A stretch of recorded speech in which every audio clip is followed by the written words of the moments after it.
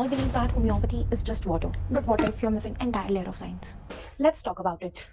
Hormesis is simple and already accepted by mainstream science. A tiny dose of something that harms you in large quantities actually strengthens your immune system in small quantities. Your body doesn't get damaged, it adapts. Your defense activates, making your immune cell sharper. But here's the catch. Hormesis works with measurable dose, and homeopathic remedies, they go far beyond that. They are diluted to the point where conventional science says there's nothing left in the dilution. So Hormesis alone can't explain homeopathy, but it's the start. Cut to, what if the original substance never actually disappeared? In 2010, IIT Bombay used electron microscopy and chemical analysis to find something shocking. Nanoparticles of the original substance still exist in these extreme dilutions. Here's how. When you shake a remedy vigorously, what we call as potentization, it creates nanobubbles in the liquid. These bubbles concentrate the original substance into particles smaller than 100 nanometers, invisible to the naked eye but measurable. Multiple independent research groups have confirmed this. So it's not just water, there are actual physical particles present. Now the question becomes, can these nanoscale particles trigger biological effects?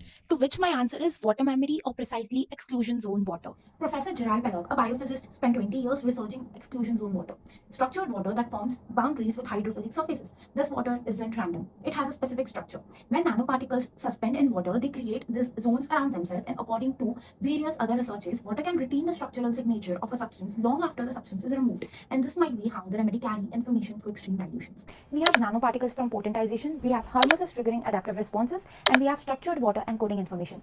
Three mechanisms working together. So is it fully proven? No. Has science completely mapped this out? Not yet. So where does homeopathy actually stands? Not between completely dismissed and not fully proven. But here's one thing. Homeopathy work miracles, and you can't deny patients getting cured. Thank you so much.